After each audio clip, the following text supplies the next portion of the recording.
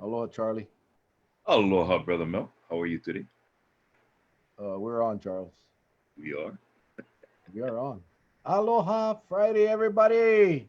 Aloha, everybody. How are you today? Beautiful Saturday, really. Today was a gorgeous, hot, hot day. As you can tell by my wonderful tan, everybody. Can you see the tan? You put the fingers like this, Charlie, and then you remove the fingers and wham, you see them. Yeah. Wham.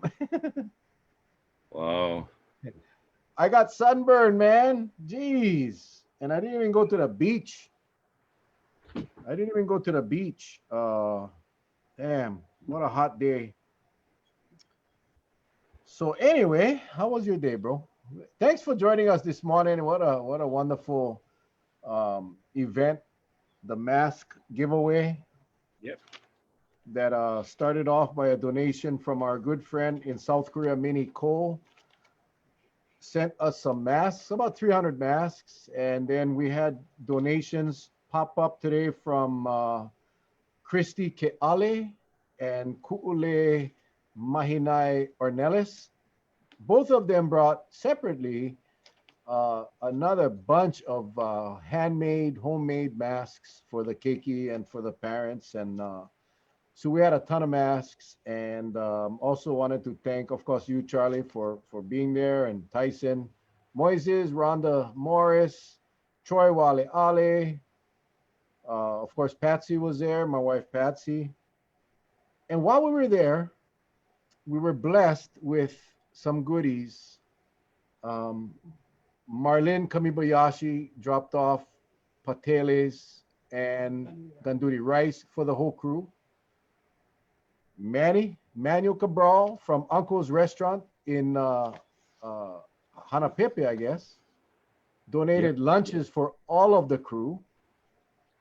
We So had, he donated, brother wanted to donate. We wanted extras, right, today. So he yeah. donated all those extras. Mrs. Iona donated the first half of the lunches. Oh, Yeah, Mrs. Stephanie. Iona, thank you very much.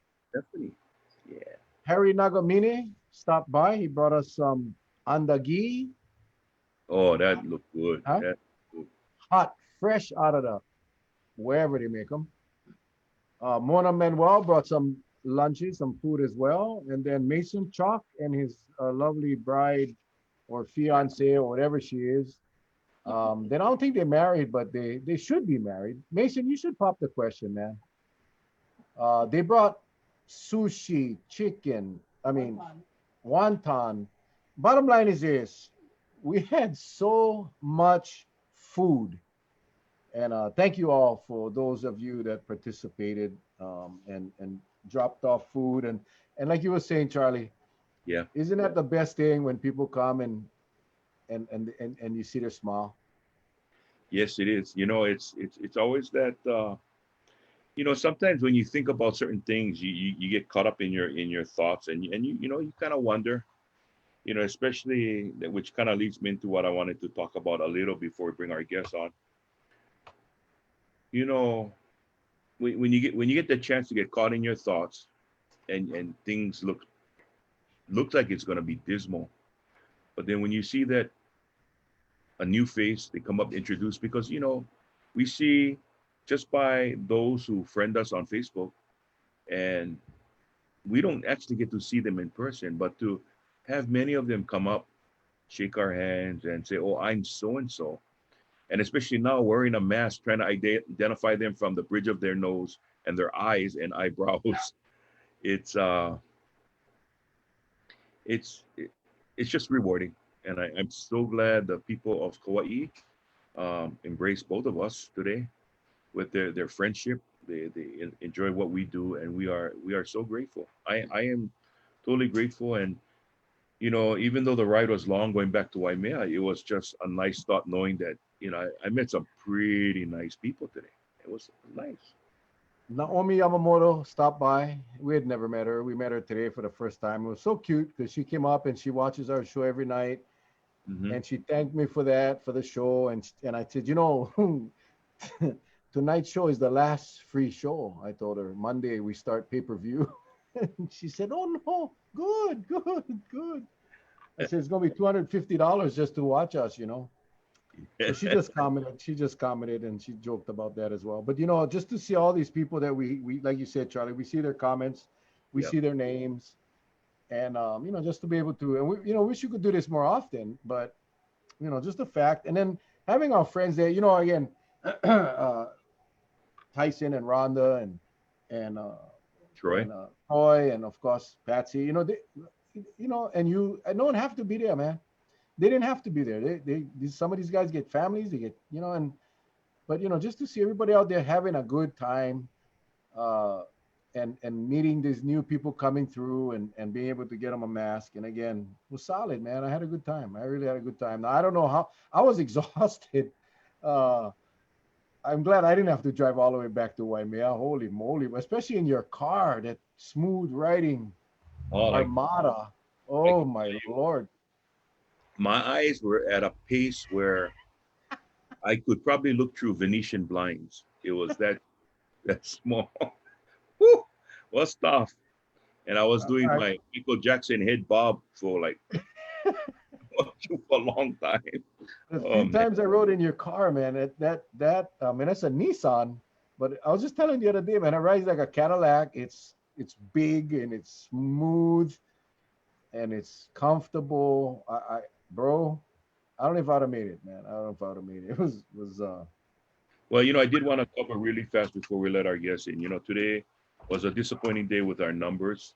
We were made aware of the numbers that in fact, your phone was alerted of the numbers of COVID cases, and we had one more passing. Condolences out to the family, but this time it really is hurtful because here's a brother giving his all to help those in need at IHS, 36 years old, no underlying condition, you know, and he's behind a child and a wife. And, folks, and this goes directly to some of you who still don't believe and who still likes to count numbers, who still say, well, there's an underlying, who still thinks it's a hoax. Go look at the news tonight, and there he has a nice, beautiful picture with his, I believe that's his wife. Go take a look at that picture. He young, big, scrappy, Polynesian, Samoan. He not supposed to be gone. He's not supposed to. He's supposed to be here with all of us. But this damn virus just came knocking on his door, and he gave it his all. And it's like you look at some of your friends who have gone so early, right? Not one condition, exercise. They're gone, and they get some goofballs that really don't care about their life. They drink every day, a bunch of drunks. They smoke every day. I mean, they do the worst thing. They take drugs, and they live well into the 80s. This just sometimes there's no rhyme or reason, but it just hits hard when it's a young guy such as this guy. you bring up a really, really good point that infuriates me. And please, people, don't take any offense or don't take any of what I say personal because I speak from the heart. And oftentimes, yeah, Coach Willie Talamoa, God bless him, man. He's a coach, Yep. who dedicated his life to helping the homeless. Like Charlie said, 36 years old, no underlying conditions. But you see, what infuriates me is, and I see this whenever they mention a COVID death, some of the people say, well, did he have an underlying condition?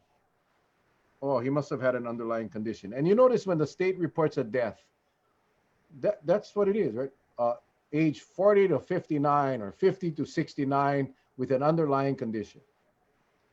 The bottom line, the underlying condition didn't cause the death, you see. And I know some of you are saying, well, even if the guy had a heart attack, they're counting him as a COVID death. If you had diabetes, if you had COPD, the underlying condition doesn't cause the death when you get into a car accident and you die. In other words, if not for that car accident, you would still be alive today. If not for the person that contracted COVID with an underlying condition, if that that intervention, or not intervention, but the if not for COVID, that person would still be alive today, being treated for that underlying condition. So, it doesn't matter. The bottom line is some person got the virus, whether they had an underlying condition or not. The virus contributed to the death of this person. Again, we know John Masaki, if he didn't get COVID, he'd be alive today. Tolomua would be alive today. Many of the deaths that we have heard about would be alive today if not for COVID. So I'm not sure why the state emphasizes the underlying condition. It's almost like minimizing the virus. And that's frustrating. And it really is frustrating. But tonight, Charlie, the gentleman we have on tonight is going to give you real numbers. And I misspoke. I called him a statistician. He's actually a statistical analyst. So he takes the extrapolated data that the statisticians put out, and he puts it in a form where lay people can understand. That's what we'll get tonight. So please share this right now, because I know a lot of people, when they read the post, saying, "Oh God, when statistician," I ain't watching that. This guy, because we had to test the system earlier, and I saw a couple of the slides. What he's going to show you tonight is going to tell you in real time, real world, what this virus is doing to our people. So please share. Real fast, and also what's good about this as a segue. Remember now, 6 o'clock, our lieutenant governor came on, and he said something that I was hoping to hear from an official for quite a while. He said it tonight. He's going to recommend, now this is for statewide, he's going to recommend masking, because we talked about it with Dr. Kimball. Just using the mask, real numbers in the Mountain West, how fast it brought down that spread of that virus, just by masking. Okay, he's got real hard numbers to show that. What did the lieutenant governor say today? Real fast. He said, basically he said, enough with this Manini, small kind, pick and choose when we're going to do certain things where confusing everybody. He's just going to say, if we're going to lock down Honolulu, lock down. He's not going to say, what's good for the theaters is not good for a restaurant. Because why? Everybody got to start thinking, what the hell, people gather at a theater, people gather at a restaurant, but what's the difference? You see, so all this kind of knucklehead moves, all it does is just put more confusion.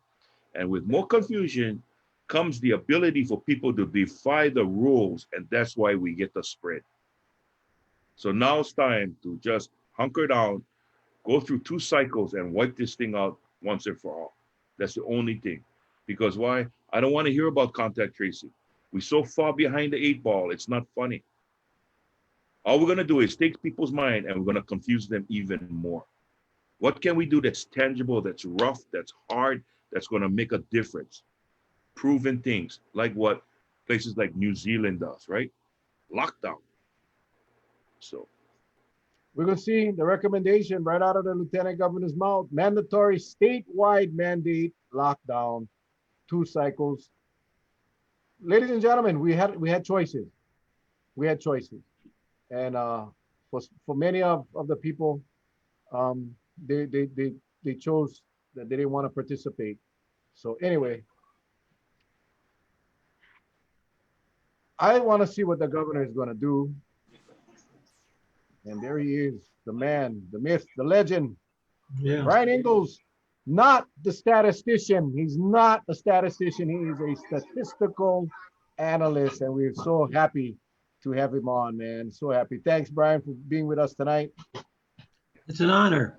The names you get on here, the people you get on here, I'm just a nobody. I mean, you got, lieutenant governor, you got senators, you got world-renowned epidemiologists, and I'm sitting here as a retired ICU nurse who likes math. Let me quite an honor. First of all, my daddy always told me, if you're going to go in the ring, don't say you're going to get knocked out, because you will get knocked out. You coming on with us tonight because we bring nothing but the best to our audience, and you're right up there with them. I appreciate that. So Right. I wanted to sort of give a little bit of a background, so, Please, please, about please. who I am, so they can understand why COVID research happens to be my forte and why so many internet-based groups have been asking for my 2 cents worth. So I started my career as an intensive care unit and emergency room nurse. And then I was a charge nurse at one of the largest hospitals for handicapped children in the United States. Then that place actually closed and went to a community-based model, which they shouldn't have, but that's a different story. But in any case, I became a medical officer for the Connecticut Department of Correction, and my boss was an idiot. And so I went to school and I got a degree in psychology so I could get out from under his thumb, and it was the best thing I ever did. I became the first HIV/AIDS nurse counselor in the state of Connecticut. So I actually started that program.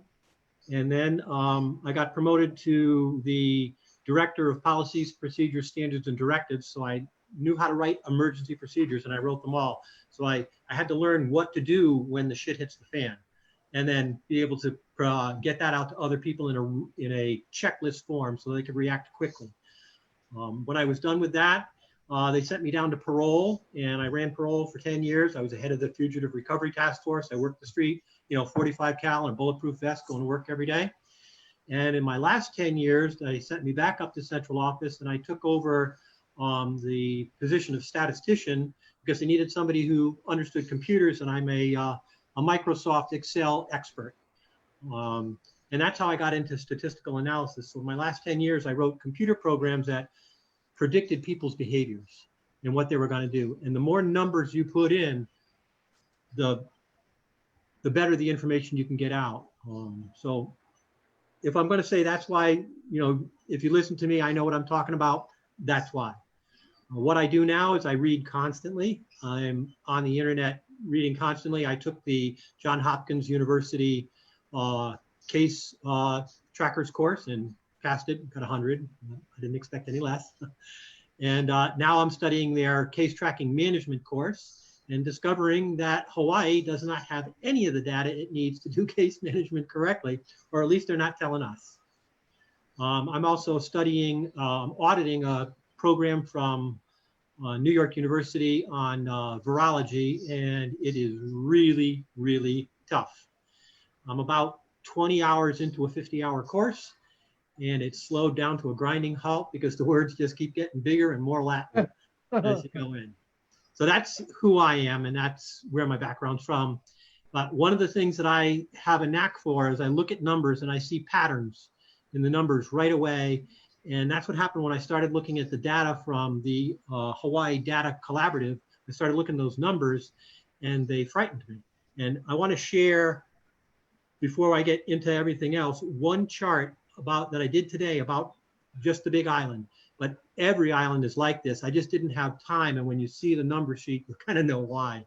So hopefully I can pull that up. And that would be this one. Every island is like this chart, Brian, except for Kauai, right? Correct. So over here on this side right here, this thing that goes up and up and up is the active cases. Now, of all the data that I've been gathering, nobody was doing this, and I wanted to see what's active because it doesn't affect me anymore if you're recovered, and it doesn't affect me if you're in isolation. But what does affect me is if you're taking up all the hospital beds. So if we're going to picture here down at the bottom of the chart where it's zeroed out on 8.2, and this is for Big Island of Hawaii, and then we just started to climb. And we went up and up and up. And actually, I think the last data point on this is 821. So we went up another 15 points today. So that would take us from 40, that's 5, 10, 15. So we're up here. We would literally be off the chart just today. I get very aggravated with the data that I'm able to get a hold of because it changes. 2 days ago, we had 1 person in the hospital. Yesterday, we got 6 more for a total of 7. And today, Mayor Kim says we have 4. Well, where did the other 3 go? They don't say anything about discharges. They don't say anything about recovery. So the only way I'm able to get hospital information is to talk to people who work at the hospital. And then they say, oh, well, we got 7 in today. So when I say 7 patients or 6 patients yesterday, that's what we got back from the mayor's office. And then today the mayor's office says 4, without any accounting for the other 3. Now it's extremely important because basically here in Hawaii, we have, on the Big Island, we have Hilo Medical Center, Waimea Medical Center, which is a very small hospital that my sister-in-law works at. And then we have Kona Hospital, and that's it. And they get filled up, we're screwed. And if you want to know what screwed looks like, go ask anybody who works over at Maui Memorial, because I think they have like 26 medical staff that are COVID positive now. Who's going to take care of the patients? You know, they can have all the beds in the world they want without nurses. They're in trouble. And it's these kinds of graphs that bother me. But what I saw, and I showed this earlier to Mel, when I see something like this, you see a whole bunch of numbers. I know. I see patterns. I go, holy mackerel, something's going on here. And so I create mathematical formulas to turn those patterns into these graphs. And what interested me is there was nobody who was graphing the active cases by county, so I decided to do it. It took me all day to try to get the math to work right. In any case, that's what I did with that. I'm going to pop it out, and I'm hoping you can't see that anymore. Yeah, it's good. Good. All right. So the other thing is, I asked Johns Hopkins University, specifically Emily Gurley, if I could use her presentation, and she was the same way as everybody else is, like basically, for God's sakes, yes, please get it out there. And this is on contact tracing. She's the lady who taught me. And, oh, there we go. So what she wants people to know, because I get this all the time, is that the virus was engineered. No, it's not. They did a genetic analysis of it, and just like many other COVID-type viruses, it comes from bats. It jumped species, and it became infected to humans. It's not the first one to do this. SARS did it in 2002. MERS did it, which is Middle Eastern Respiratory Syndrome, in 2012. And SARS-CoV-2, which is COVID-19, did it in 2019. It's not unusual for this to happen. The viruses each attack kind of similarly, but these two here weren't as aggressive. MERS and SARS still exist. They're still out there. We're not really seeing them right now because we're taking so many precautions against COVID-2 that they go away. And I grabbed this little picture here. This is an actual electron microscope of the virus, the COVID-19 virus, coming out of a cell, a lung cell. It's just ruptured. That's what it looks like in your body at a microscopic level. Picture this billions of times over and over. As that breaks like that, the fluid in your cell breaks out, leaks into your lungs, and you start coughing. And when you cough this crap out. And then that gets into my lungs and gets into my cells, and we start the same process. This is what an infection looks like at the microscopic level. Now, when contact tracing is done, it needs to be done from when the virus is caught until you can't transmit it anymore, until your virus is cleared, you've built the antibodies, etc. Most people start shedding the virus. They start shedding the virus 2 days before they get sick. And most people get sick by day 5, 50%. By day 14, 95% of the people, if they're going to get sick, they've gotten sick. However, that still leaves, and today I heard a new number every day, every week this number goes up, and that's the asymptomatic rate. The asymptomatic rate was calculated 3 weeks ago at 35%. That meant 35% of people floating in the community don't know they have it. Well, last week they upgraded, the CDC upgraded that to 40%. Today, 50%. Meaning that when we're doing testing and we're only testing people who are sick, we're missing those who are carrying the virus and don't know it. The CDC's recommendation at 45% was to take whatever numbers you get, we got almost 300 today, and multiply it by 10. You got 300, you missed 3,000. And just let that sober in for a minute. So here on the Hilo side of the Big Island, picked up about 15 cases today. There's 150 out there that we didn't pick up. And they're actively infecting people right now, which leads me to the thing that bothers me the most is how many posts I see where people say it's not real. The state of Hawaii is juggling the numbers. They're just trying to scare us. Well, if you're into that much of a theory, I really wish the world could cooperate like that on everything else. Because if the state of Hawaii is trying to feed you false numbers, so is Afghanistan and Australia and Belgium and Spain and Italy and every other place in the world. They're trying to feed bad numbers to make the state of Hawaii look bad. I'm sorry, but you need a bigger tin hat because that's just crazy talk. This is worldwide. Now, that's what a sneeze looks like. No mask. That's what a sneeze looks like. All of those particles that you see are carrying those viruses that I showed you the picture of earlier. And as you can see, that baby is traveling. Now they take these pictures by shining a bright light and then having the person sneeze. When we used to do this in nursing school, we did it with pepper. And then we would see how far away we had to be because they were trying to teach us because I used to work in the operating room. I worked for the thoracic surgeon who did the heart surgery would call me in because we were the same height and I wouldn't be in his way when I held the heart out of the way while they were working on lungs or whatever. And so I've actually stood in an operating room for hours at a time with a mask on, holding a beating human heart in my hand while they operated. So, and I'm asthmatic. So if I can handle a mask for 8 hours during a surgery, being asthmatic, you can handle it for 15 minutes in Walmart. I don't care who you are. So that's just my personal opinion. But in any case, this is what a sneeze looks like if you don't wear a mask. So, a mask. Unfortunately, not the mask that you should buy. This is by far the most comfortable mask I've ever had. It's got these great straps that run around the back. It doesn't pull on your ears. But it's got these valves. And these valves allow you to breathe straight out. This mask has got an N95 liner in it, protects me. It does not protect you. I won't wear it. I'll wear my wife's stitched masks, not this one. So I've been on the internet trying to find masks of this quality and comfort that don't have holes through them. And I spent yesterday talking with the United States distributor of these masks, and they distribute them to hundreds of companies.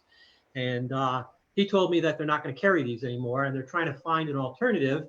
And that's how come, if you've been on Facebook recently, you see tons of ads for this mask marked 50% off because they are going to be banned.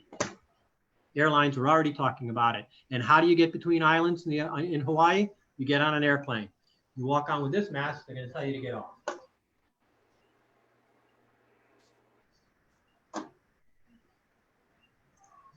Okay, so person gets infected. This little orange spot right here is 5 days in. 2 days before that, so around day 2, day 3, is when they started shedding enough virus to make you sick. They start to show symptoms here. That means they get tested, right?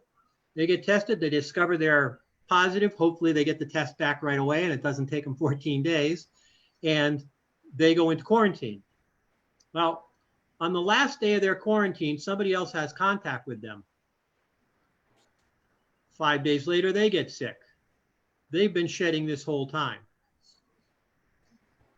I think I had spoken on your show, Mel, about this 28-day period, right? The 2 cycles.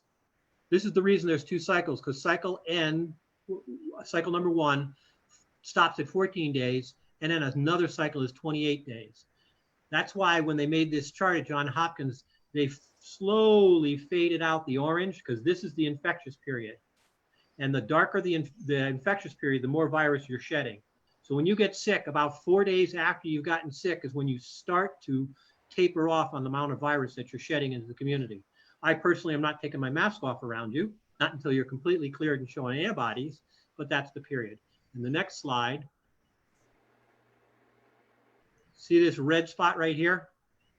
That's the window from day 14 to day 17 to find the contacts so nobody else gets infected.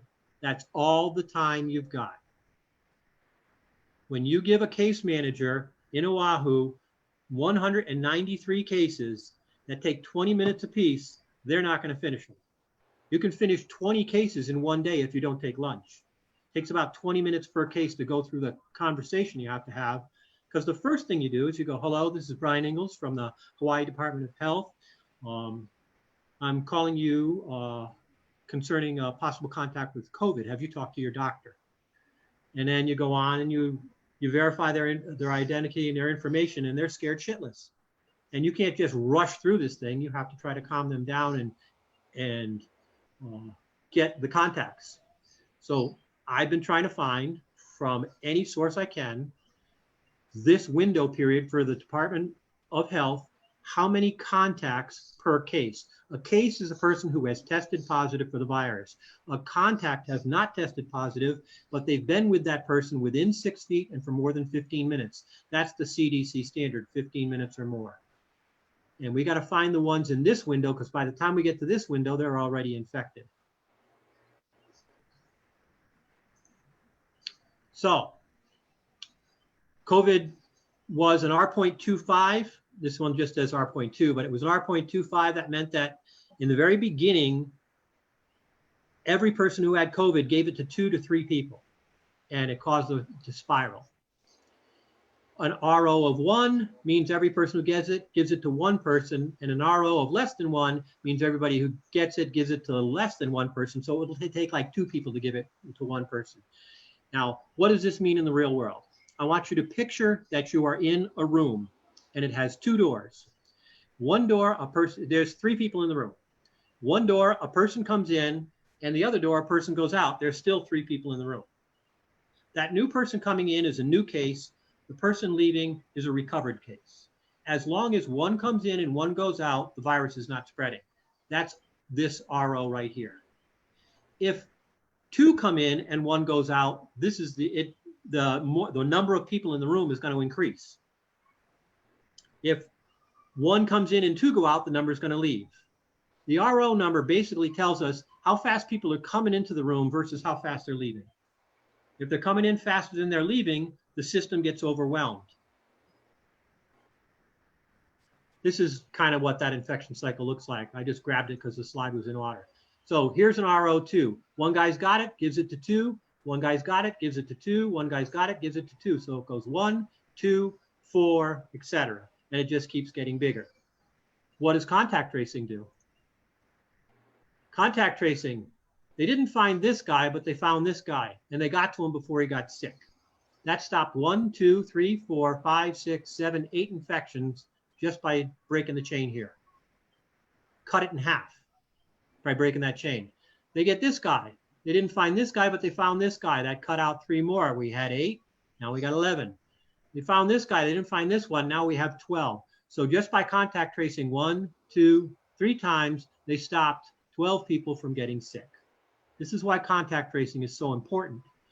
You know, and now one of the doctors recently that I was talking to, and I forget which show, said basically when the numbers get as big as they are in Oahu, contact tracing almost becomes a waste of time because there's so many pinballs banging around you can't stop it.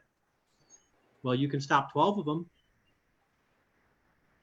And if you have a contact tracer that talks to 20 people in one day, you're not stopping 12 now, you're stopping 240 cases.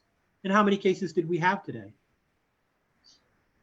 So one contact tracer doing their job could have stopped 240 cases. Contact tracing is not a waste of time. Contact tracing is going to save our lives, but it's got to be done effectively. And the contact tracer has to be able to pass off this case to somebody else so they can stop this one. So you don't just need that one guy, you need a team of people. One's doing the contact trace, the case tracing, and the other one's doing the contact tracing. And somebody had spoken in one of the things about, oh, it was the governor. I got things on the governor. But in any case, he was saying how, well, we do the contact tracing so we can find out who they got it from. No, that's going backwards. I don't care who they got it from. It's too late. I want to know who they're going to give it to and get them out of the pool before they infect anybody else. Contact tracing moves forward. So going backwards to find patient zero, that's all well and good, but let's wait until the thing is over and try to figure that out. Hope that makes sense. Okay, I told you guys about this slide. This is what your lungs look like when you're healthy. This is what your lungs look like when you have severe COVID. You know, remember the pictures of the egg frying and they were talking about this is your brain on drugs? All I can say is, you get the picture? This is bad. This person is only breathing off of this portion of their lungs, and all this scar tissue may never come back. But when I looked at this picture, what I saw even more was, look at all this heart damage. Look at the difference. It's horrible. I do not want this disease. This is what's killing people. Okay, it's a new infection. I went over that. Some people never develop signs or symptoms. They're called asymptomatic, etc. I don't really want to go over that one. This is where I get my numbers from. I just had to put it someplace so I could do the slides. Hospitalization and ICU. I did this one on 8/17. This line here was the infection rate. It was just climbing. This line here was the hospitalization rate, and this line here is the ICU rate. You notice it's gone up, but it hasn't gone up a lot, the ICU rate. But the number of patients who have gone to the ICU with COVID is high. So how could the ventilator use line be low and the COVID patients in the ICU be high? The only way this can happen is if they're discharging people who are not COVID in order to make room for those who are COVID. It's not a really good time right now to have a heart attack.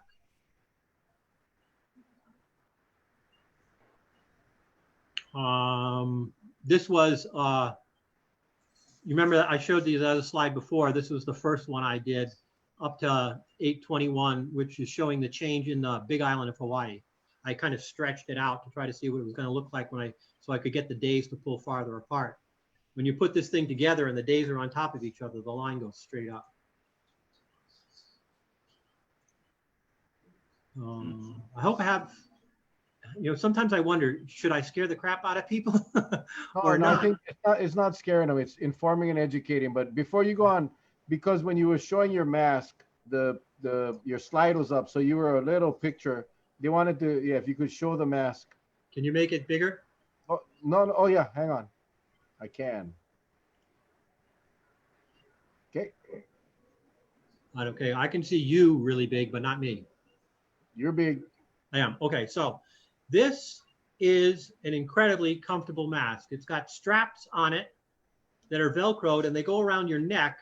And these little things, they just keep it from falling off your ears, but they put no pressure on your ears. It's a fantastic design, but it's got holes in it. And those holes right there have one-way valves that allow you to exhale. Now, I'm not throwing the mask away because I have a carpentry shop and it'll be great for keeping the dust out of my lungs, but it won't do anything for you, for me to keep my COVID breath out of your lungs. So I won't wear this because it's socially irresponsible. What we do wear is the cloth masks that my wife made. And we have a couple of hospital masks that we reserve for when we're going to have to go out for an extended period of time. But with what's happening in downtown Hilo right now, we're changing our habits here at the Ingalls household. We'll be shopping in Keao. It's got a lower count rate. And when we go into town now, we're going to pre-order like we did at the beginning of this and let them deliver them to the car.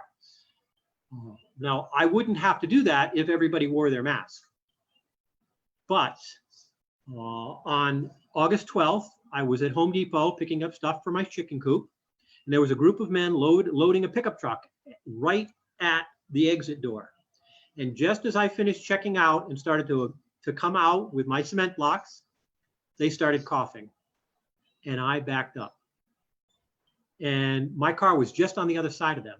So I took a look to see if I could go around and get out of the store any other way other than past them. But of course, we have one-way traffic in stores now, so I couldn't get out. And the other door on the opposite side was blocked. So I waited until they stopped coughing. I took a breath before I went out, held my breath, and I went around their car to get to my car as quick as possible. Because if you're coughing and hacking, and there was a group of them, I'm assuming that you're sick. And so we came home. I isolated for 5 days and was in contact with my doctor and a few of my MD friends online. And they said, not enough time. It was a good idea to isolate initially. You can step out of isolation now. And so I did. Actually, it was quarantine, not isolation, but so I did. Second thing, yesterday or the day before, I'm driving to drop off some paperwork at my doctor's office because my doctor doesn't see patients online. He sees you telemedicine now because he's not stupid. And I'm going by an intersection where there's work being done on the road. And there's 5 workers, and one of them has a mask on, and there's 2 police officers, and one of them has a mask on. And the 2 police officers, masked and maskless, were so close that they could shake hands. And I'm thinking, I got a mask mandate, and that's the guy who's supposed to enforce it. We're in trouble. We're in trouble when those public officials we rely on don't believe what's going on enough where they're willing to be at that construction site with no mask on in helo while the numbers are going up. So those kinds of things bother. Question. Regarding asymptomatic, you showed that chart where there was a window that you try to get before it's too late. Right. That's one slide, okay. Because asymptomatics, we don't know who they are. Correct.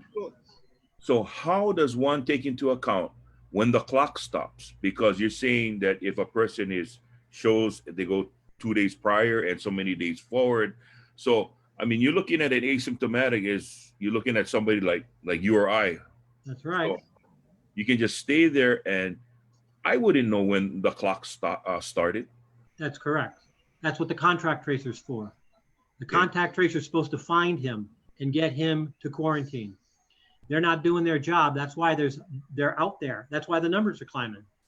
They're not stopping these cases before they infect other people. From this moment forward, although you should have been doing it since February 29th, but from this moment forward, every single person you meet is COVID positive. Nothing else is safe because you can't tell who's asymptomatic. The whole meaning of the word asymptomatic means they have no symptoms. So every person you meet that's saying, hey, hi, how are you? How you doing, buddy? As that voice is coming out, those particles are coming out, and you're breathing them in. So you wear a good mask, they wear a good mask, you cut the majority of that down. You stay 6 to 10 feet apart, any particulate from their breath falls on the ground before it can get to you. You stay out of close confined quarters because the virus can linger in the air and you get to breathe in even more of it. That's why you're safer outside than you are inside. And you avoid what is called continuous contact. The CDC says 15 minutes or more. They're saying below 15 minutes, you're not getting enough viral load. And is it Mel? Mel, are you the one who constantly says that you're not sure what viral load means? Yeah. But, okay, so you get enough virus into your body to get sick, right? So there's a viral load that person has, how much virus they're carrying. And the higher that number, the more they're putting out. You get a sufficient amount of virus into your body, you have an immune system that's working constantly to flush stuff out. It does not recognize COVID-19 because it's a novel virus. Novel meaning brand new, never been seen. Nobody has natural immunity to it. And I will explain in a moment how come some people don't get sick. But everybody who breathes it in is going to get the virus in their lungs, but it may not necessarily stay. They may exhale it right back out before it gets a chance to lodge. I don't have any pictures of the virus. I wish I did, but it looks like the red spiky fruit, remoulade, or however you say it. Okay, so it looks like that. Each one of those little spikes is a key that fits in a lock. And the cells in your lungs come in two types, type 1 and type 2. Type 2 creates the fluid in your lungs. Type 1 exchanges the air and the oxygen. So it seems to attack type 2 lungs that have a receptor called ACE2. ACE2 receptors are all over your body, but there's a bunch of them in your lungs. And COVID-2 has got a key to fit right into the cell and lock itself in place. Once it does that, then it starts to sink down into the cell and gets into the membrane. And then inside the cell, the pH level, if anybody who has a swimming pool has to measure their pH, the pH level starts to dissolve the crust that goes around the virus, and then the virus opens up and the viral information can leak out into the cell, and that viral information starts to use the machinery in the cell to make copies of itself. So you picture the virus is just a piece of paper and the cell is a photocopier. Mm. If the piece of paper can't get into the photocopier because it's covered, can you see my photocopier? Yep. Okay, it's got a mask on. No paper can get into it, so my photocopier can't get infected. Okay. We wear a mask for the same reason. Now, we cover that so that the dust doesn't get on it, but in any case, that's what it is. Your cells are a photocopier, and the virus is just information. It's just a piece of paper going in and getting copied. Let me ask you then, with a family, okay? Because I know you're saying about 15 minutes exposure time and so forth and so forth. Yeah. But basically, unless you're with a family member 24 hours a day, they are given a period of time when they leave your side. So they go out, and one would assume that when they come home, over a period of time, 2 weeks, nothing happened, no symptoms. It's pretty much they assume that they're virus free. Correct. Okay. Using that same thought process now, someone comes on, like the wife comes home from work, she just feels a little chill, but can't tell if it's a flu or a virus.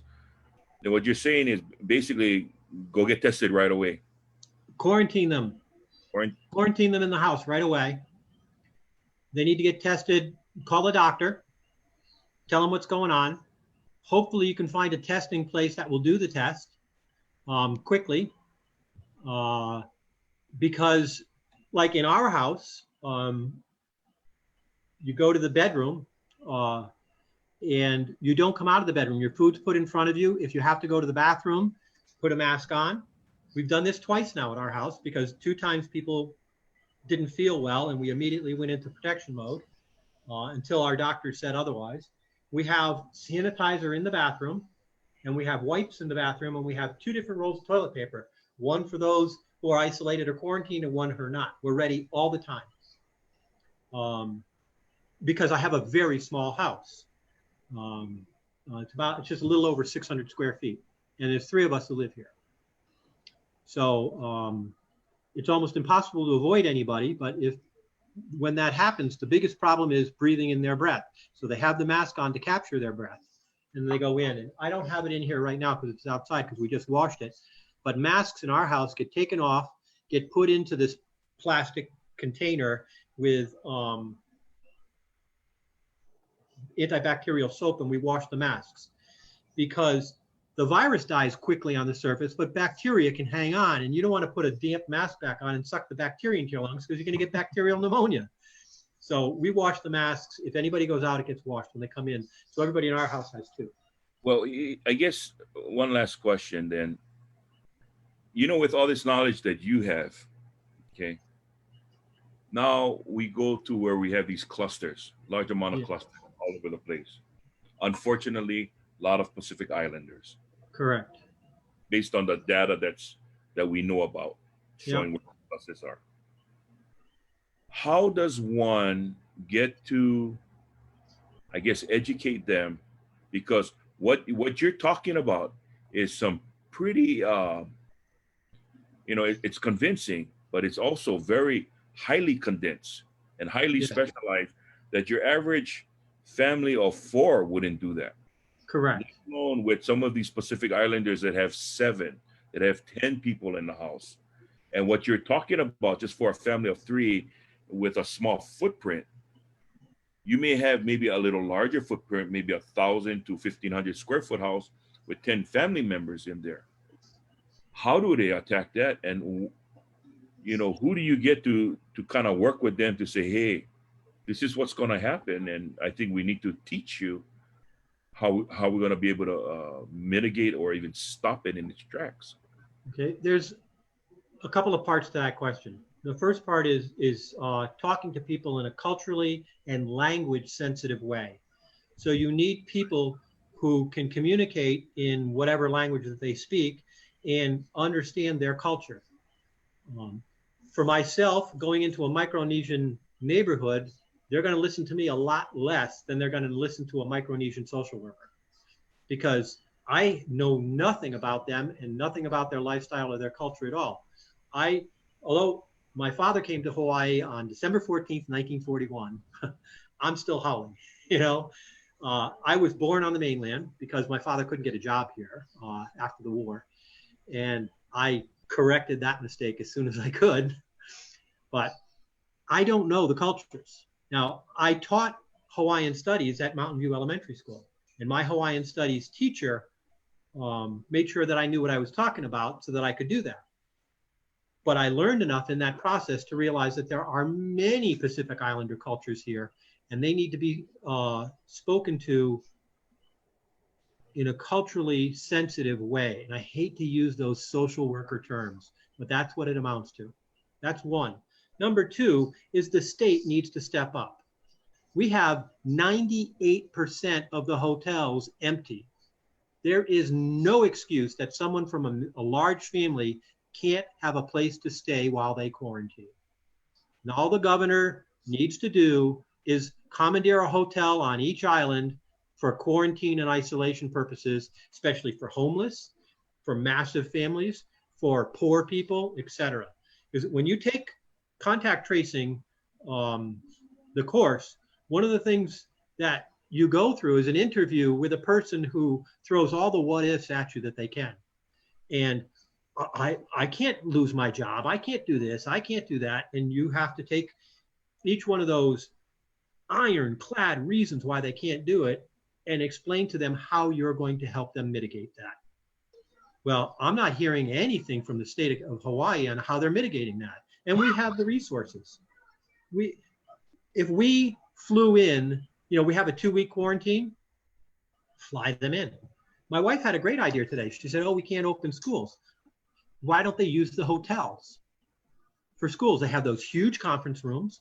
The children could do it like a boarding school and stay at the school. The teachers could stay at the school. The whole thing would be a bubble. They could test everybody coming in, test them 4 days later, make sure nobody has it.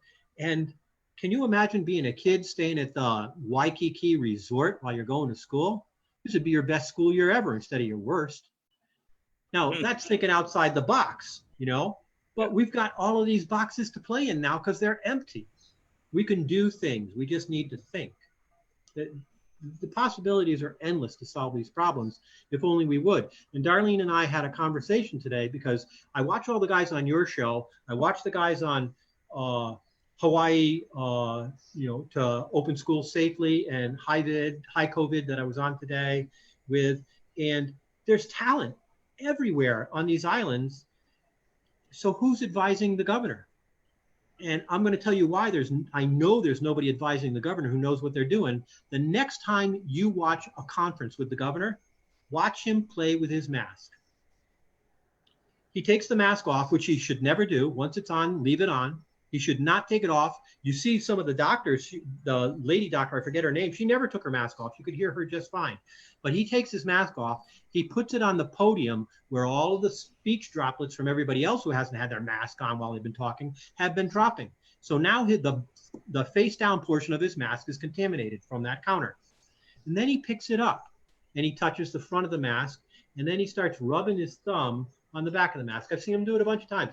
He picks his mask up, and then while he's talking, he's got his hand on the inside of the mask here. He's just transferred all the coronavirus from here into here, and then he takes that coronavirus and he sticks it on his face and breathes it in. I'm going to say 3 words that I shouldn't say about our governor. What an idiot. Don't touch your mask unless you have to get it back over your nose again. This is what I do. I'll be right back. Well, I don't expect this gentleman to get a state job for the next 2 years anyway. Yeah. I carry this little bottle in my pocket. If I have to touch my mask, I have to put these droplets on my hands first and wipe them off. Because I don't want to transfer COVID to my mask, and I don't want to transfer COVID from my mask to my fingers. When I drive in the car, I have my hands on the steering wheel that I've already cleaned off, and I've cleaned my hands before I start, and I leave them there. When I stand in line, I have my hands in front of me, and I leave them there. And if you watched the governor's conference 2 or 3 days ago, there was a military man there sitting in his chair with his hands folded in his lap. Somebody taught that man how to not cross-contaminate. Ken Hara. That's Yeah. Ken Hara. Yeah, but nobody taught the governor, and he's supposed to have the world-renowned experts all the way around him. When Brian Ingalls, nurse and statistical analysis, knows enough not to touch his mask, why isn't anybody around him telling him the same thing? Hey, governor, you look like an idiot when you're touching your mask and playing with it at the podium. You know, I've heard people go, oh, they're all talking into the same microphone. I don't care if you talk into the same microphone, just don't touch it. But they touch that table and they touch that microphone and then they touch the mask. And I'm looking at it and I'm going, he's gonna be positive because he doesn't understand cross-contamination. When I learned cross-contamination in nursing school, you know what they told you? You make believe your hands are covered in shit. Would you fix that mask if your hands were covered in shit? You'd wash them first. No, absolutely. Okay? Yeah. No, I mean, we hear that a lot. I mean, we've been going for 5 months, going on 6 months, and the podium, they all touch the podium. No one disinfects the podium. Why? Look at Charlie. It drives me nuts. Why have a podium? You don't need a freaking podium. Yeah, well, they got the microphone. You could just have a microphone standing there like they're on American Idol. Absolutely. Just don't touch it. But the podium, they come there. You can hear the hands hit the podium. You made that comment about don't touch because you believe your hands been touching in shit, right? Yeah. It's been in shit. Well, now I know why they say sometimes life can be shitty. Yeah. My wife and I worked in a hospital for developmentally disabled people, and hepatitis would run through every once in a while because the kids touched their shit. And then they would get infected. And so, you learn cross-contamination techniques when you're dealing with diarrhea. And these guys don't get it. But we're not dealing with diarrhea here, are we? We're dealing with death. Yeah, that I know we laugh and some people get upset because we laugh, but it's not laughing at anything. We know this is a serious thing. We talked about before we bring you on, 36-year-old male, no underlying condition, died today, and it's not funny, but it's not. How do we get this message across? You look at Honolulu, and I'd love to get your input on this. And again, none of this is scripted, so I have no idea what you're going to say. Okay, so but it's got to come from the governor. Because yeah, people are selfish narcissists, and they're not going to wear the mask unless you arrest them. And that's the problem is that you go out there and you see people without a mask on, and if you don't wash your hands, you're contaminating yourself. But if you're not wearing a mask, you're contaminating me. And not wearing a mask is the #1 way an airborne virus gets spread. I can't for the life of me understand why someone from Hawaii would not want to protect their neighbors. I don't get it. Our culture. Lieutenant Governor on tonight's news said he's going to recommend to the governor mandatory mask law statewide and another lockdown, stay at home. Honolulu. Well, I don't know about Honolulu. It said statewide. I'm not sure about the stay at home. The mask was statewide. Mask was statewide. Yeah. But Honolulu, he's recommending lockdown. No, okay. I agree. I agree with that. Brian, what do you think? Okay, we are worse off than we were at the beginning. There's no doubt. Absolutely. In every community, even in Kauai, we're worse off than we were at the beginning. Correct. But what happened We dropped to 0 on Maui, on the Big Island, and on Kauai. It's harder on Oahu because of the population density, but we did it. How did we do it? We stayed at home and we wore the damn mask when we went out. Then Memorial Day happened. And people went out and partied. And there was no more virus because they went out and partied. And the numbers went up. And then July 4th happened. And they went out and they partied. And the numbers went up. But once those numbers went up, they crossed a threshold. And when they crossed the threshold, without the contact tracing, because remember the 400 contact tracers that we never had? Point of no return. We got to the point where it just became a chain reaction. And it went crazy. And it went crazy on Oahu. So what did they do? They debated for a week about putting the 14-day inter-island quarantine back into place. And what happened during that week? Big Island exploded. Maui exploded. A couple of cases picked up on Kauai. I told my wife tonight, I said, man, I wish I lived on Kauai. You know, because the people there seem to care about each other. And here on the Big Island, I get posts that I read from people, I will not respond to them anymore, that say it's a hoax, that the governor is making up the numbers, or the government is, or whatever the case may be. And there's not a tin hat big enough for those people. You can't watch the news and not realize what's going on. So what do they say? Oh, the news is fake, you know, unless it's a little portion that they want to hear. The news is fake in 218 countries around the world. I don't think so. It's just not possible. You know what I'm really afraid of, and this governor better take action before Labor Day. Labor Day is a huge weekend for Hawaii, for all over the country. Look what happened the other two holidays.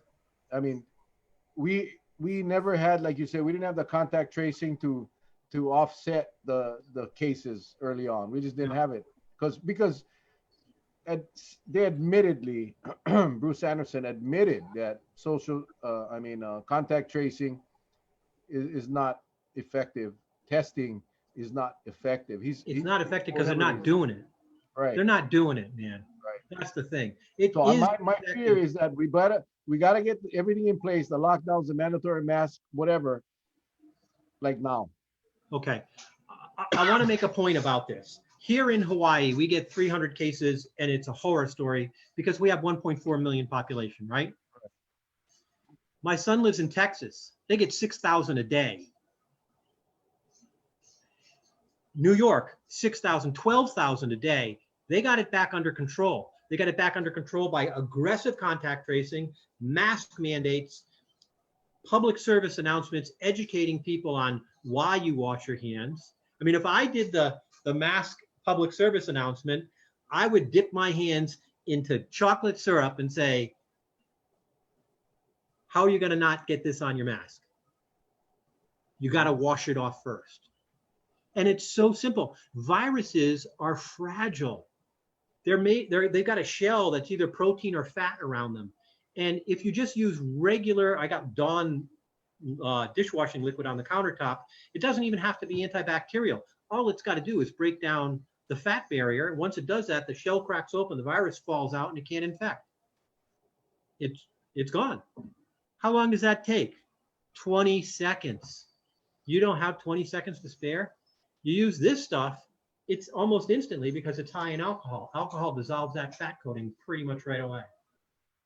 You can soak things for 72 hours in water and it'll break down. You can, my wife and I had fun with this one too. Boiling water kills the virus instantly. How many, I'm not going to say the political affiliation, but how many out there would we recommend drink boiling water? You know, they were talking about drinking bleach, you know, injecting Lysol.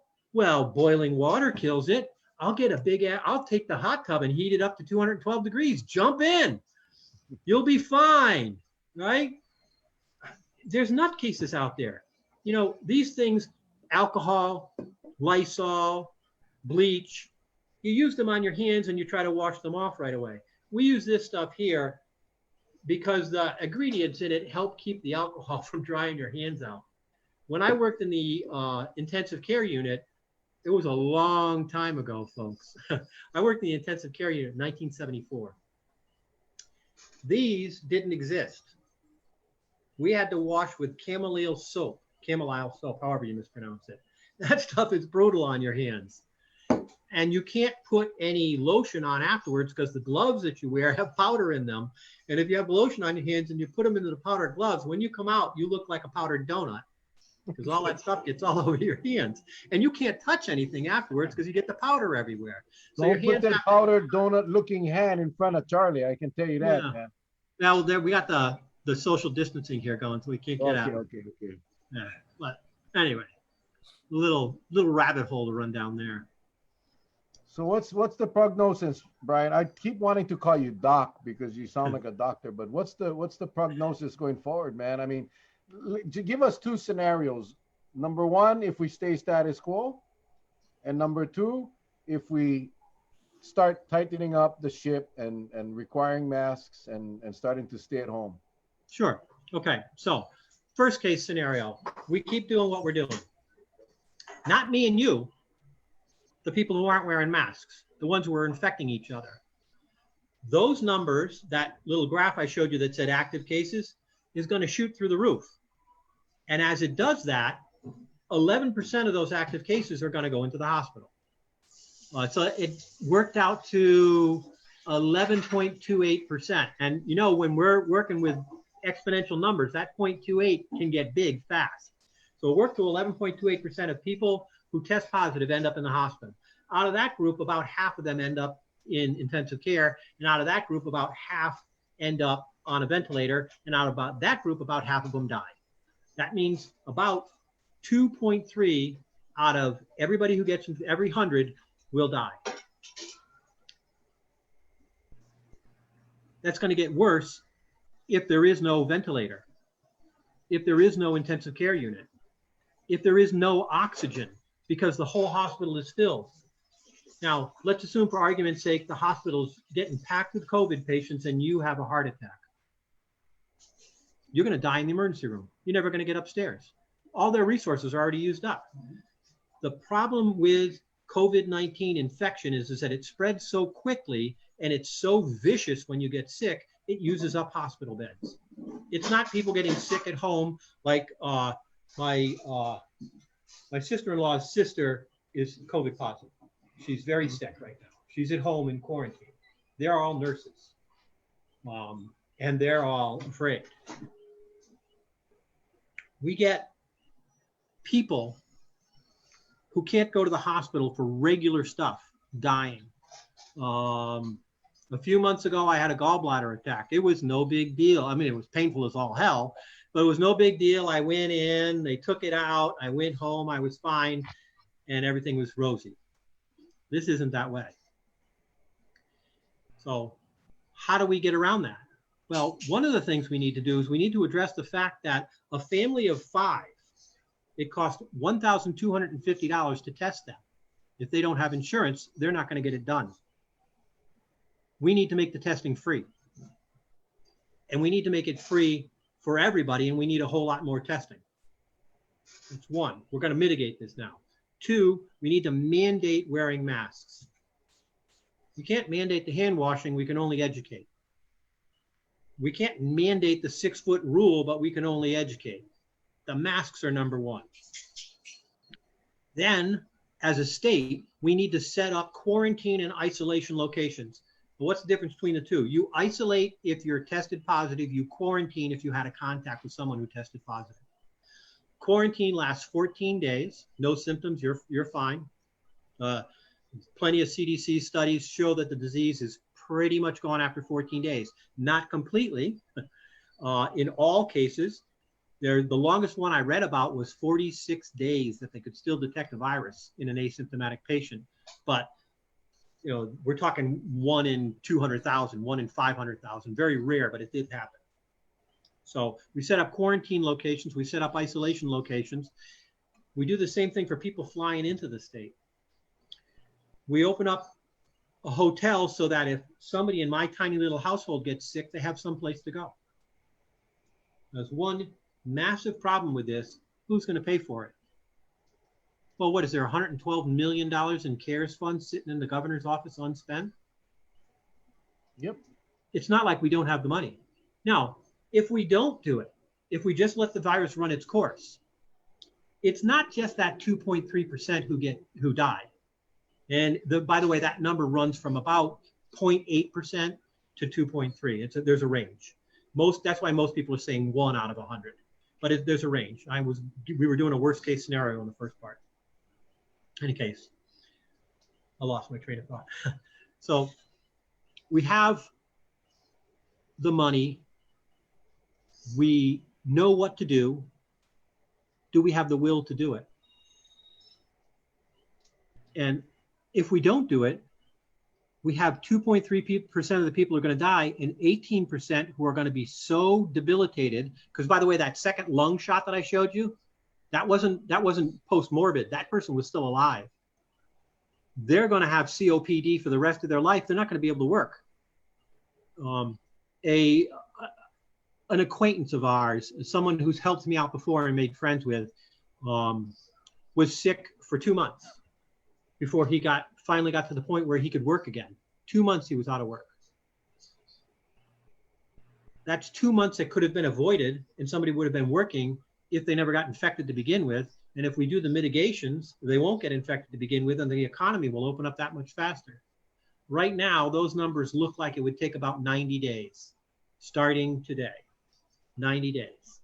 I pull that number out because Connecticut did it, New York did it, Massachusetts did it, and they were huge. Connecticut is about 200 or 400 square miles bigger than the big island of Hawaii.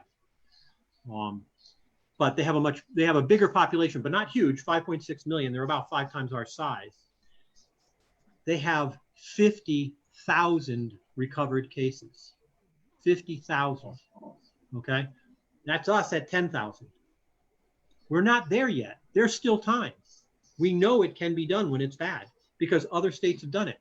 If I was the governor or on the governor's task force, I'd be calling the governor of New York, find out what they did. I'd be calling Connecticut, find out what they did. I'd be calling Massachusetts, Vermont, New Hampshire, these places that had huge explosions, New Jersey. What did you do? How did you get back under control? How come people can go outside again? Because they did it with huge numbers. So when whatever doctor was talking to us and saying, well, if we got 300 cases, contact tracing is really not possible anymore. New York did it with 3,000 per day. You know, no, I'm sorry. You can do it. You just need to make sure you have enough people to do it. Let's assume for argument's sake, there's 300 contacts today and you have 300 contact tracers. Everybody only has to call one guy and maybe the 10 people that they had contact with. A contact tracer in an 8-hour day, working 20 minutes per case, can handle 20 cases. 300 cases takes 6,000 minutes to handle. A workday is 480 minutes. You pull off 80 minutes for lunch and breaks. They have 400 minutes to work. You divide the 20 into the 400. That's where the 20 cases comes from. I did that, a write-up for somebody who asked me to do it, I don't know, a few months ago. I kept it. Many times I'll post things to my own Facebook page so I can find them again easier rather than trying to go through the comments and find the damn thing. So I can just scroll down through my page and go, oh yeah, I'll just re-highlight that one and post it out. Well, I've gotten to the point now where I don't do that because I'm only posting them out to people who don't want to listen. You know, and here on the Mel and Charlie show, it's preaching to the choir. The people who watch your show and I watch the comments, they care. You know, they care what happens to the rest of the community. They care. They're the ones who are wearing masks and washing their hands and everything else. And like you said to me before, well, some people don't understand the intricacies and details of so much of why they're doing that. Like I do, because I have a background in so many areas. Like one of the things that I have a background in, and I wrote a post about it as well, was what's going on at the prison. I wrote emergency policies, procedures, standards, and directives for prisons. I had 16,500 employees. I had 25,000 inmates that in the 26 facilities that we had around the state. As a director of policy, procedure, standards, and directives, making sure that every single employee knew what to do when the shit hit the fan was my responsibility.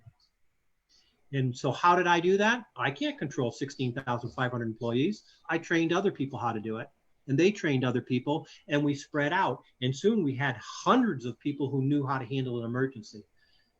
And because we had a nuclear power plant near one of our facilities, we had to set up for that stuff, but we set up for plague. We set up for mass isolations. You know, we set up for everything. I know how to move people through a prison and not contaminate because we set up procedures to do that. It's not impossible. But then when I read about what's going on in the prison and how guards and people are moving around in between units, it's going, there's a freaking infection going on. I don't know, did either of you guys read my prediction on that? 39.97% of the inmate population will be infected by the end of the month. Yep. We're over 30 now. Yep. Yeah. You know, I didn't think it was going to hit 30 so fast, but I wrote it out when there were only 43 people in the institution that were COVID positive. There was just 43, and that was a big enough sample to do the prediction from. And so I started doing the numbers. I found out how many people per unit, how many units there are, you know, inmates per cell. I couldn't get the cubic footage of the jail because that's classified information, because knowing how big the room is lets you know how big of a ventilation system you need to clean the air out. And I don't know what they use for ventilators, so I don't know how rapidly they can clean the air. Like for instance, in a classroom, the school classroom, somebody asked me recently, well, how do I know my classroom's safe? I said, I can't tell you that because I don't know where the cases are. What do I need for that? And I've been asking everybody to try to get it for me, and that is cases by zip code. Every day, I want to know what zip code every single one of those 300 people were in. Because if I can do that, I can create, and I can take a look at, let's say, K.O. High School. I can find out what zip codes K.O. High School serves. Then I can find out how many people in those zip codes are sick and how many are isolated. And what's the percentage positive? Because the percentage positive is really high. It means it's just rampant. I can find that out. I can say, okay, well, there's 1 out of 10,000 people that are positive. There's no such thing as zero risk, but that's relatively safe. Without that information, I don't care how isolated you are. I mean, we have cases in Kau, and there's like 12 people that live down there. You know, well, actually, it's much bigger than that. They have one of the largest housing complex or developments in the world down there, Hawaiian Ocean View Estates. It's huge. There's a lot of people down there, but it's pretty rural, like it is here in Hawaiian Paradise Park. You know, we have 1 acre lots, and there's 8,880 1 acre lots in our development where we are. I used to be on the board of directors here for HPP. What a nightmare that was, be that as it may. That's where I get those numbers from. But I don't know if a school is safe because I don't know what the infection rate that the school services is. If I knew that, I could say there's a small chance that your child going into that school is going to have contact. But I read these plans, and what happens is a child gets on the school bus. This happened at Kamehameha School in Kau. They had a high school student who tested positive. Now, it was a lot less severe in the long run than it sounded. The student had tested positive, but he tested positive so far back that he was already viral clear. But the school didn't know that. All they knew is a child who tested positive rode a school bus with the middle school and the high school, and they sent everybody home and cleaned the whole place out to make sure it was safe until they found out what was going on because of one case. Well, we would have been able to know that if contact tracing was something that was shared with the school administrators so they could make an educated decision. But without information, you can't make an educated decision. So I'll say the same thing I said to them again. There's no way for me to do an analysis to tell you if your school is safe. But if I knew the cases by zip code, I could say yes or no. Well, I know we just saw the breaking news headline just a little while ago. The first week of school, I guess they had 9 cases, 6 students? What did I tell you, Charlie? I was trying to find the article right now. I can't find it, but so I mean, it's I'm just so confused, or not confused, but frustrated that the governor hasn't really, and really the Department of Health for advising the governor, not advising the governor, that we're facilitating the spread of this virus because of our inaction. That's what we're doing. This state is facilitating. I watched the news this morning, nice news story, or maybe it was yesterday. The news reporter had his 2 big bags of popcorn, and he went into the movie theater, and he was gonna go watch the theater, and how happy they are because, you know, we scrub the seats and before and after every movie, but you know, everybody's in there, everybody's talking, everybody's doing their thing. It's crazy. It's crazy. Okay. Restaurants and bars. I mean, everything is still, you know, you shut down the beach, but you allow the gyms to open. You know, it makes no sense. And None at all. When we Doesn't make listen any to sense the to me at all. experts, when we So let's listen to ask the us why they experts- did that. Why did they close the beaches? I don't know why. They didn't close them because the beaches aren't safe. They Right. closed them because there was no way to control the behavior. Everybody who went to that beach knew what to do. They just didn't do it. Well, Everybody who went to Jumping Rock knew what to do. You could have had a Jumping Rock party if everybody wore a damn mask. and You know, social distance- because and social distance, you could have these parties if you follow the rules.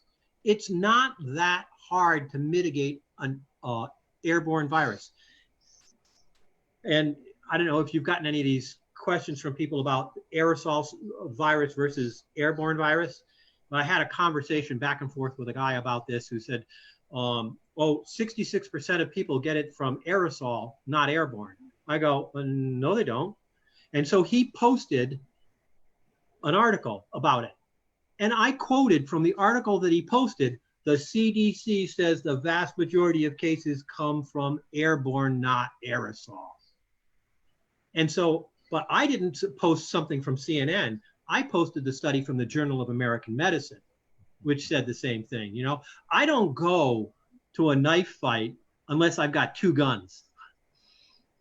And so he, as I'm going back and forth, this guy says to me, well, we're going to agree to disagree. I go, no, we're not. We're not going to agree to disagree because I don't agree with you. If you can't back it up, shut up. That's the bottom line. You know, I tell you, it's come to that point where patronizing these people ain't going to help. I mean, people got to understand. And I mean, we got people on the show right now that they're not posting too much right now because it's kind of hard to post their normal stuff with what you just presented. It's really hard. But if it's Charlie and I, we have a, they'll post these things. But we cannot be playing with these guys already. And I can only hope that the governor implements the mask mandate. I hope he shuts down Honolulu because we got to stop this virus. I honestly thought we were going to hit 300 by this week. I really did. But we're very close. Yeah. We're very close. I think I had shared with you the prediction on hitting 358, but it meant we had an R factor of 1.4.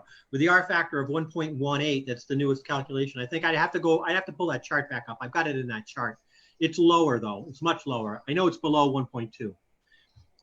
But with that lower factor, it means the cases aren't climbing as fast as I had originally had to do the prediction off of. So it's flattened. But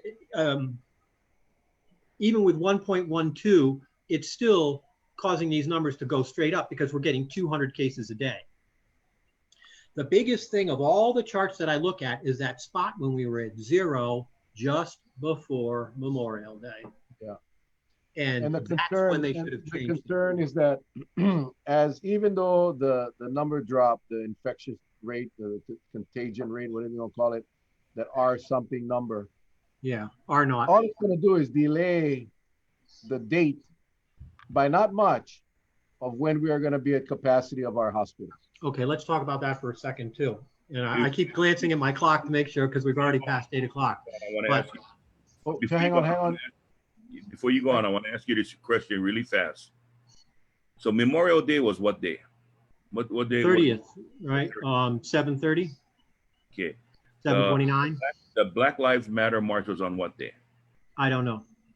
Okay, so we had a massive.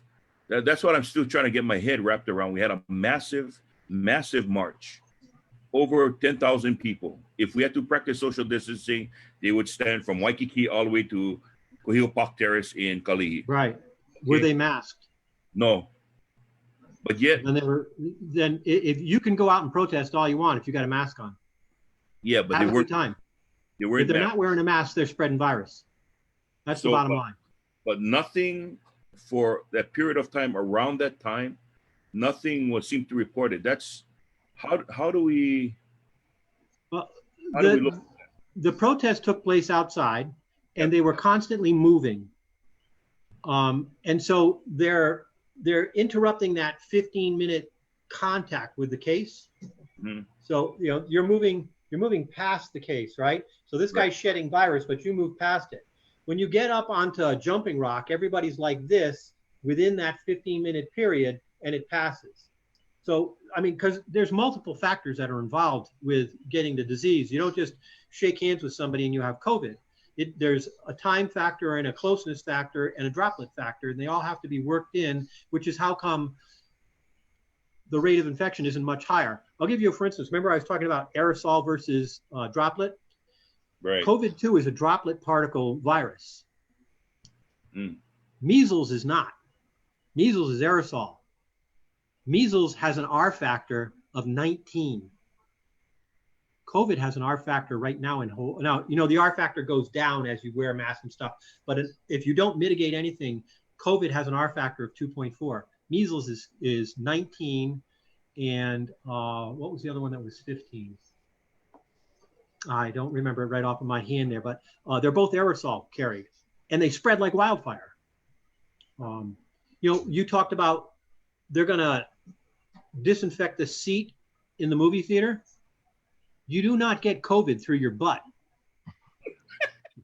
All right? How are you going to get COVID in the movie theater? You're going to put your hands on the arms of that chair. Then you're going to reach into your popcorn bucket, and you're going to take your now contaminated hand and stick it in your mouth. I am not going to the movie theater. Neither am I. Neither am I. Remember that guy that they saw, he was eating the popcorn? I know I've used a few words that are sailor language here, and I'm going to use one more. That guy was an asshole because he was touching that box and sticking his fingers in his mouth to do that interview. And if you want to get COVID, all you need to do is touch a contaminated surface that's got sufficient droplet particles on it, and then take those droplet particles and stick them in your mouth. That is not a wise decision. And this is a guy who's supposed to be in the news, hopefully educating us on what we're supposed to do. But I'm not seeing that. I don't see the governor do it. I see the governor playing with his mask at the podium. Of all the things that the governor says that are not right, that one bothers me the most, because people are watching him. He takes the mask off to talk to you, and then he does his talking while he's playing with the damn mask that's been on that counter, and then he puts it back on. And I actually lose the words he's saying watching that behavior, because the words he's saying are just political garbage. But the behavior he's exhibiting, people are watching. And they're going to say, oh, I can take my mask off, talk to my friends because we're more than 6 feet apart, and then I can put it back on. I was watching a video of the contact tracing room. I think it was today. And this lady was walking through the contact tracing room, bringing paperwork to individual people. She had no shoes on. And guess what else she didn't have on? A mask. Mask. And she walks right by the camera with no mask in the contact tracing room where they should know what they're doing, and gives a paper to somebody and smiles, and then walks across the room and gives a paper to somebody else and smiles. No mask. In the contact. Hey, but the kick in the ass will be when, and please, I'm not saying this, I'm not wishing this, but imagine if the contact tracing room becomes a cluster. Yeah, I would add one more word after that word, cluster. It just takes one. And I think that's where people underestimate this virus. They especially on the neighbor islands, Kauai, we've been lucky, we've been blessed, but it just takes one, and we got to be careful, man. I mean, That's what the new message is. You got to wear your mask. And the only way that's going to happen is if the governor mandates it, and he needs to do that yesterday, really. Okay. A very brilliant man said yesterday, hope is not, how did A you put it, John? strategy. A Hope is strategy. not a strategy. Hope is not a strategy. I loved that. I don't know That where, is, if that's personal, where you got it, but I said, I got to steal that. Hope and bless is not a strategy. What's happening on Kauai is people are complying with what they're supposed to do, and so it's not spreading. You have the advantage of a non-dense population. But when I did the population study to do the predictions for your island, I was stunned at how many people live on that little tiny rock. You got 64,000 people there. 72. Now 72? See, my data comes from the 2012 census. Yeah, No, but it, 8,000 it, 8,000 of them is in prison on Kauai. So that's part of the population. Yeah. and Yeah, on a that spikes the normal, population. pre-COVID, we have a daily visitor population here of 25,000. So we have about 25? 100,000 people, yeah, Yeah. per day. Yeah. See, and that's one thing else. How many people fly into Hawaii? Between 30 and 38,000 a day, which means that between 30 and 38,000 are leaving, right? Because the population gets same. Yeah, Well, if you do the math, it's 12 million people a year. You know, that's 10 times the population of the whole state. So what's the problem in Hawaii? We're addicted to tourism. yeah. And tourism is going to kill us because it brings the virus in. And this is not the last pandemic. This is the first big one. As populations grow in animals or plants or anything else, disease passes faster. Because more humans are closer together, more squirrels are closer together, more deer are closer together, and they pass disease. And in the animal kingdom and in the plant kingdom, it's nature's way of thinning the herd. Well, nature has said enough is enough. I'm going to thin the humans. We have brains to intervene with nature's idea of thinning the humans, because that's what's happening right now. Nature's thinning the humans. Well, And we're living in a Stephen King novel.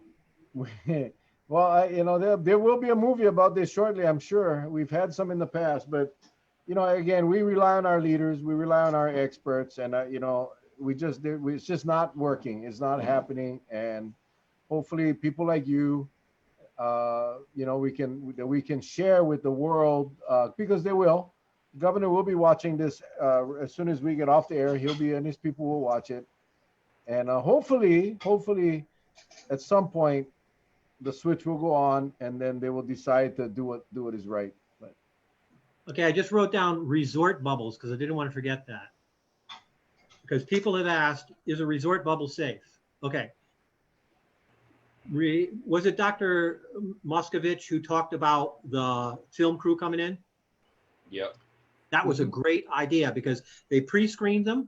They were going to stay in the same location, and they had cadres within each group who wouldn't mix with anybody else. That's a bubble, a real bubble, because bubbles are very fragile and they can easily pop. That bubble was going to be relatively strong. What you have to do is keep things from poking into the bubble. Now let's talk about resort bubbles. The difference between a resort bubble and a film crew bubble is a resort bubble's changing every single day.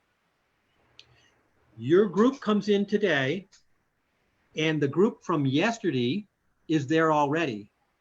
And you're going to interact with their air or even with them, because what are they going to have? They're going to have a different nightclub show for each resort bubble? No. So now you've got yesterday's bubble and today's bubble and tomorrow's bubble. You got no bubble. All you've got is visitors coming in, staying at the hotel. Now, how do you make that safe? If you want to come to Hawaii, you have to prove that you quarantined for 14 days before you even got on the damn plane. And why is that important? How did the Hawaiian Airlines cluster start in that classroom? From one steward on a plane who had COVID and didn't know it. And then they got into that classroom and it spread. One tourist who doesn't know it goes into your resort bubble, pop, no bubble. And you've got everybody who thinks they're safe congregating at the pool, no masks, going to the nightclub, dancing and singing, getting all sweaty and yelling and clapping, having a great time and spreading the virus. Now you don't have a resort bubble, you got a resort cluster. I think it's a bad idea. Fertilization. That's what's going to happen. Now, I can't back that up with any math because I've done nothing on that to check it out. And I haven't a clue as to how they want to set it up. But in my little mind, I'm thinking, how are you going to keep each individual cadre separate? And you're not. And why do we have to do that? We have to do that because tourism is 23% of our income. And that's just on the surface. There's all the other spin-off incomes that occur as well from that, from the people who work in the tourism industry, spending their money at KTA. I don't know if you have those on your island, but we do. Not yet, but no we KTA will. Yet. Yeah, It's no coming. Yeah. Great. The lady who makes the local kind potato salad, awesome. I just compliment her all the time. It's fantastic. But I won't eat from the deli anymore unless it's cooked because cooking kills the virus. And so I can't trust a salad made out of mayo and whatnot because I don't know what the hygiene was behind the counter. So I have to go without my mac salad, which, okay, a lot of people go, oh, I got to stay in my house for 6 months. Yeah, I haven't had mac salad for 6 months from KTA. So I don't even want to hear it. And bitch to somebody who hasn't suffered. Be that as it may. Hey, Brian, we wrapping up, winding up with we got about 6 more minutes left. We went an hour and a half. I mean, man, I tell you, we had people early on the show saying, I don't mind going over the hour, beyond 1 hour with this guy. I don't know if you have a Facebook feed going, but if you don't, get on my page later and go check out the comments, Brian. Oh, you got them. I just run it off to the side, but I haven't had a chance to look at it. And I think, was it Mel or Charlie that I talked to and I said, like 2 weeks ago, how the hell am I going to fill an hour? One of you two, I said that to. Yeah. You know? I knew you had it. Yeah. Because, I've been trying to check the comments, but I'm so intrigued and trying to listen to everything you say. It's tough. So I'm gonna have to go back and check the comments afterwards. But I know that I'm looking at the emojis floating. I think you informed and educated our viewers tonight. And I know earlier you said that it's preaching to the choir, but I got to tell you, not all of the people on this show are our parishioners. We have people. I mean, that are new, just started watching after the Civil Beat article came out. So we have a lot of new people. These people share what they hear. Yeah. I bet tonight when we end this thing, we'll have a couple of thousand views, and we'll probably cross the 3,000-4,000 view by the morning. Well, we did last time. We crossed 4,000 last time, right? Yeah, and I believe that'll happen. It will go beyond that because I think the information, people will share this. They'll do it afterwards.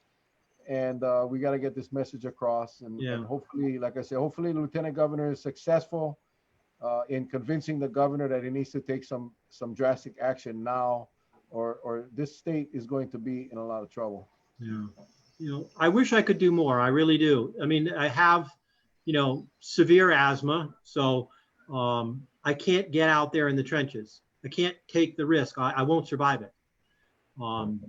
And that severe asthma was a small portion of my reaction on March 3rd.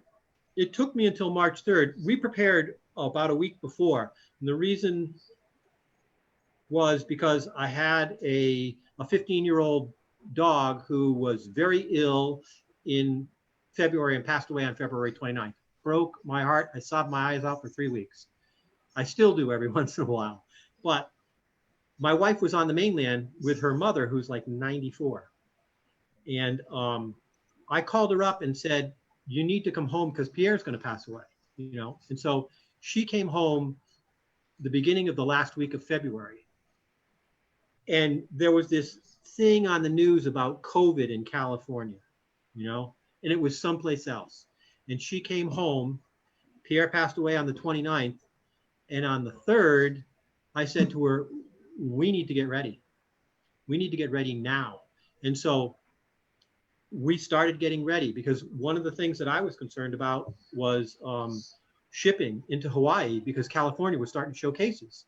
And I was concerned about what's going to happen if the workers on the docks get sick. And how, because all the food shipped in here. So we made ourselves food independent. We expanded our gardens.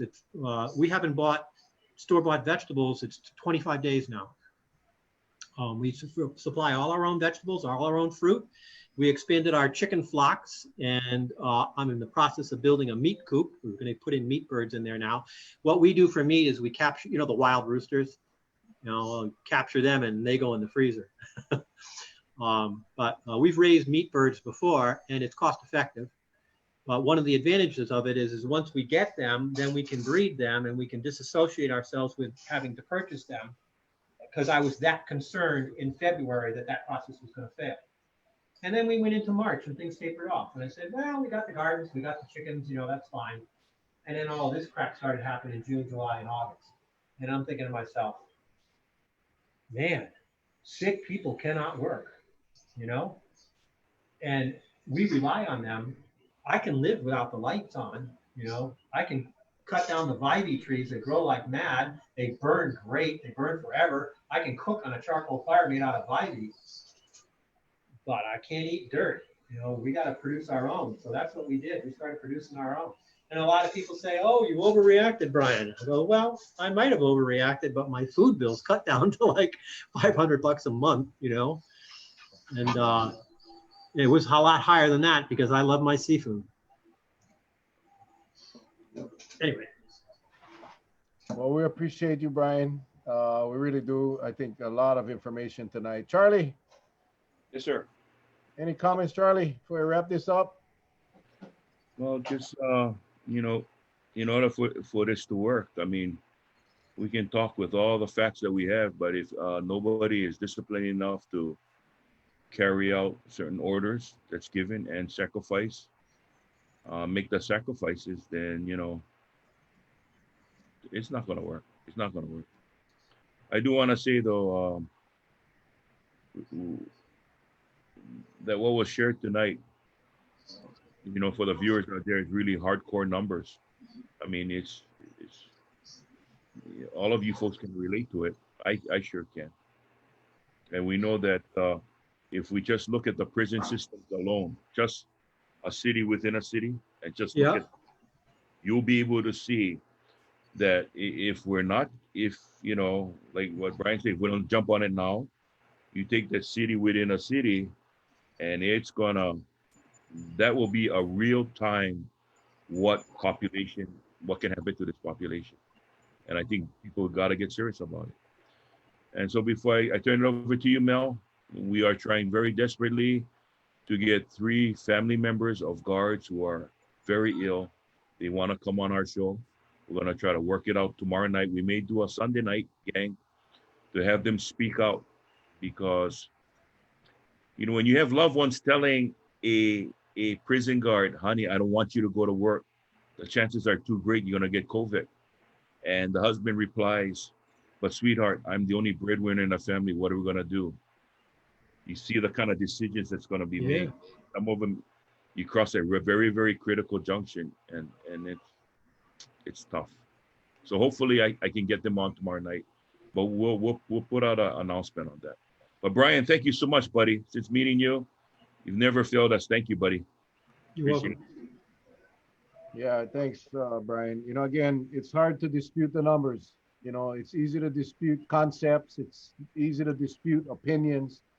But when you get the numbers don't lie. When you look at the graph shooting straight up, I mean, it's one thing to watch the numbers change and rotate every day. And numbers in and of itself is meaningless. The real numbers are how many people in the hospitals. When will we be at capacity? We already know that 5 hospitals are already at capacity. It's a serious freaking problem, and people better wake the hell up, because this minimization of this virus is going to get people killed. Charlie talked about the jail guards. These poor guys, all those cases, every single one of those, every single one of those guards that tested positive are in quarantine. Every one of them cannot work, which means others got to pick up shifts, which means others got to work doubles and triples, and they don't have a choice. all of them cannot go home. Who the hell are they going to call to go watch the jails? So it's a problem. It's a big problem, and something that we all, and, you know, like you said, Brian, and every other expert that came on our show said, it's so simple. Wear your mask. That's it. Social distance, and wash your hands. That's it. And we can stop this thing. I don't give a damn how many tourists come in. If we each wear our mask, we each wash our hands, and we each social distance, we can beat this thing. We have to. And I mean, we ask this every single night, and every single day the numbers go up. Come on, people, we can do better. Kauai, I'm proud of you guys. I'm so proud to be part of this island.